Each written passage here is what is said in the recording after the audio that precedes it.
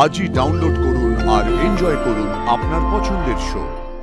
কি সাহস ভাবো তোমার ছেলের দিকে নজর দেয়?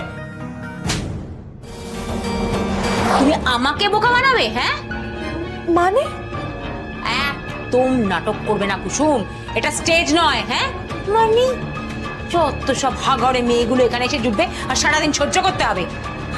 আমি কি বুঝতে পারছি না যে তুমি ডুবে ডুবে জল খাচ্ছ, আয়ুষকে ফাঁসানোর চেষ্টা করছো? ছোট ম্যাডাম এসব আপনি কি বলছেন?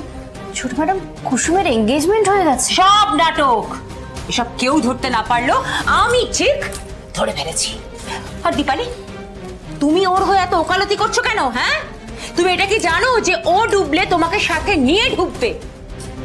কি ধরিবাজ মেয়ে, বাপ রে বাপ! প্রথমে আয়ুষের সাথে বন্ধুত্ব করেছো, তারপরে আয়ুষের পাশে পুজোয় বসে পড়লে, আর এখন নিজের হাতের আংটি আয়ুষের হাতে পরিয়ে দিয়েছো। হ্যাঁ ছোট সাহেব তো বললেন যে উনি কিভাবে এই আংটিটা পেয়েছে। সব সাজানো, সব নাটক। আমি খুব ভালো করে বুঝেছি যে তুমি এই গাঙ্গুলি বাড়ির মালকিন হতে চাও, ঠিক তাই না? হ্যাঁ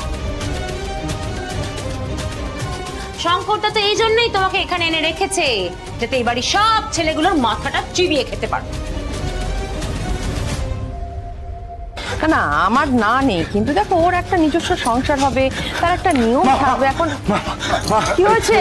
এরকম ভাবে হন্তদন্ত ছুটে এলে কেন? বাবা আমি সব বলছি, মা তুমি একবার আমার সাথে এসো। কোথায় যাবো? মা রান্না করে। মা কেন কি হয়েছে? মা গেলেই দেখতে পাবে, তুমি এসো, তুমি তাড়াতাড়ি এসো। বাবা ছেলেটা কি হয়েছে? এসো মা, একবার এসো।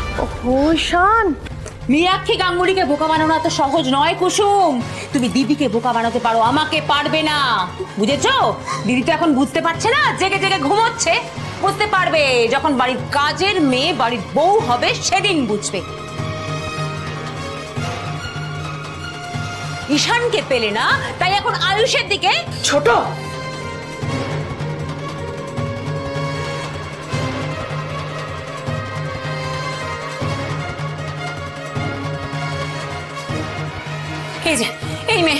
এই মেয়ে নিজের মুখে স্বীকার করেছে দিদি ও আয়ুষকে ফাঁসানোর চেষ্টা করছিল, আর ঠিক সেই কারণে কাল পূজার সময় পাশে গিয়ে বসছে। চুপ কর কাকিমণি।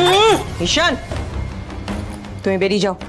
মা আমি বেরোতে বলেছি তোমাকে। হ্যাঁ মা।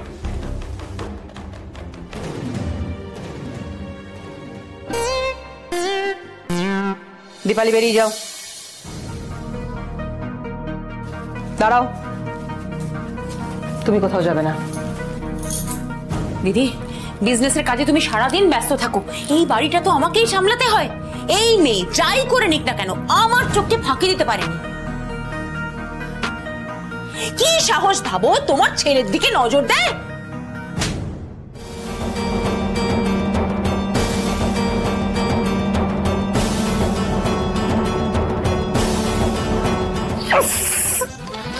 একদম উচিত শিক্ষা দিয়েছে মা, বেশ হচ্ছে। তুমি আমাকে, তোর সাহস কি করে হয় আমার আয়ুষের সম্বন্ধে বাজে কথা বলার?